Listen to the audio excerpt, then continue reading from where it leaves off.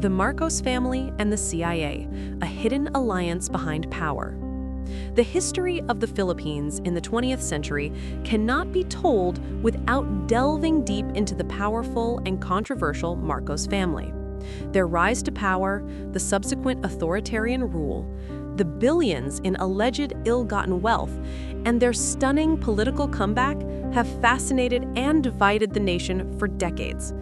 But one question still lingers, like a shadow behind their story. Did the United States, and more specifically, the CIA, play a role in shaping the Marcos regime? Was Ferdinand Marcos a puppet of Western interests, or a cunning manipulator who used Cold War politics to his advantage? The truth, like much of history, lies somewhere in between, layered in secret deals, geopolitical chess games, and the ambitions of powerful men. To understand the Marcos CIA connection, we must first go back to the years after World War II. The Philippines had just gained independence from the United States in 1946, but American influence remained deeply embedded in the country's political, military, and economic systems.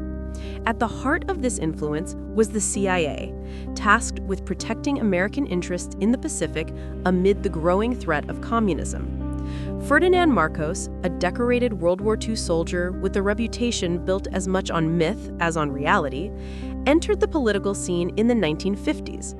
Ambitious, intelligent, and ruthlessly pragmatic, Marcos knew how to play both sides, appealing to nationalist sentiments while building ties with American officials.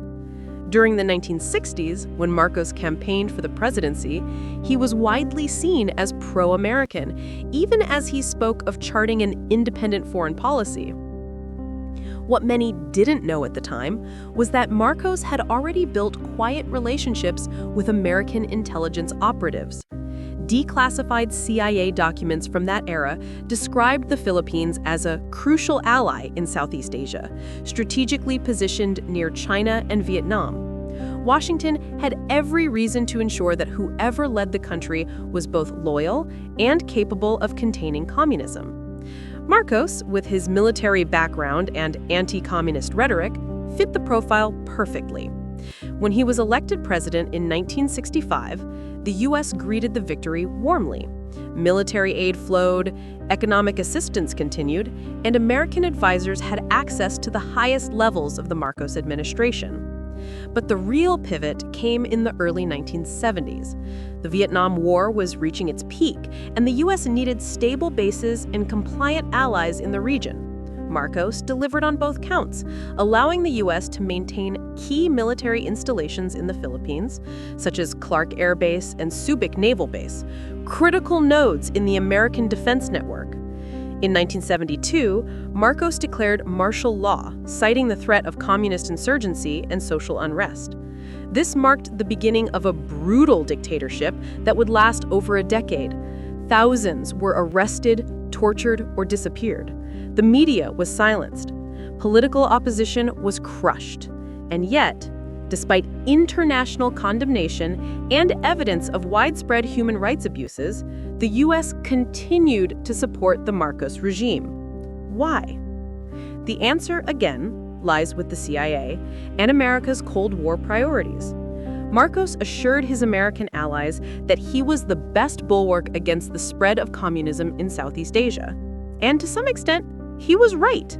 Leftist guerrilla groups like the New People's Army, NPA, were gaining traction, and the Philippines' proximity to Vietnam made it a frontline state in the ideological battle between capitalism and communism. According to some former intelligence officials and journalists who covered the region, the CIA maintained a direct line to Malacañang Palace. There are reports of intelligence sharing between the Marcos regime and U.S. operatives, including lists of suspected leftists and anti-government activists.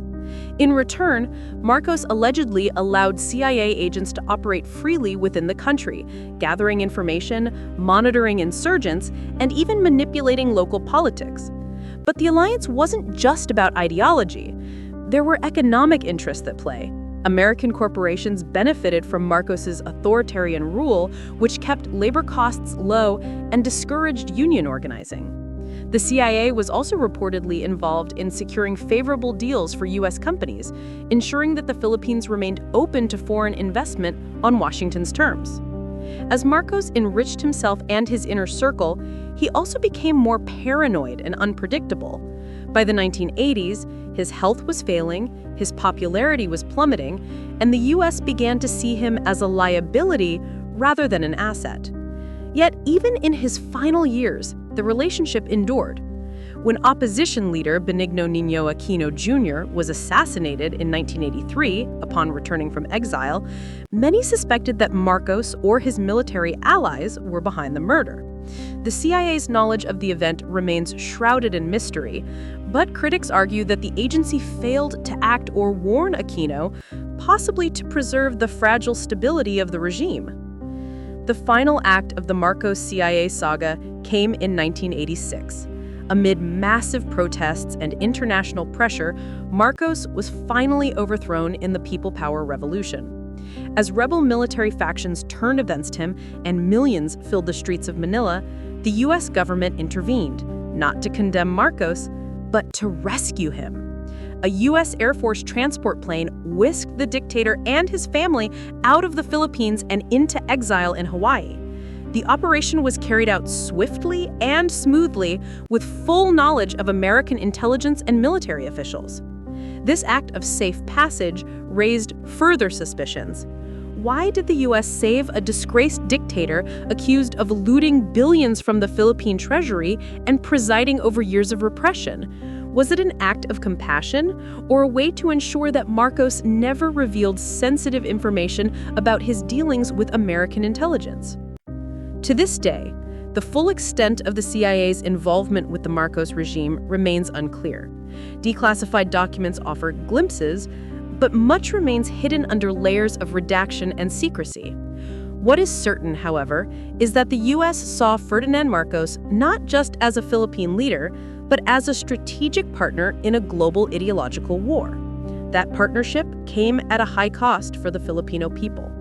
Decades of corruption, repression, and stolen wealth. The Marcos family's return to power in recent years adds another layer of complexity to this story. Bongbong Marcos, the son of Ferdinand and Imelda, was elected president in 2022, restoring the family name to the country's highest office. His campaign leaned heavily on revisionist history, portraying the martial law years as a time of prosperity and order. While he avoids discussing the CIA or foreign influence, his rise is a reminder that history is often rewritten, not by scholars, but by the victors.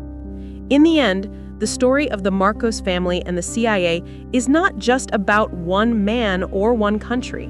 It's a cautionary tale about the dangers of unchecked power, the compromises of realpolitik, and the long shadows cast by secret alliances. It challenges us to ask difficult questions. What price do we pay for security? Who decides which dictators are tolerable? And how do we uncover the truth when so much of it has been buried intentionally? The legacy of the Marcos CIA connection continues to haunt the Philippines. And perhaps the answers we seek lie not only in declassified documents and memoirs, but in the lives of those who lived under the shadow of a regime built on both domestic ambition and foreign complicity.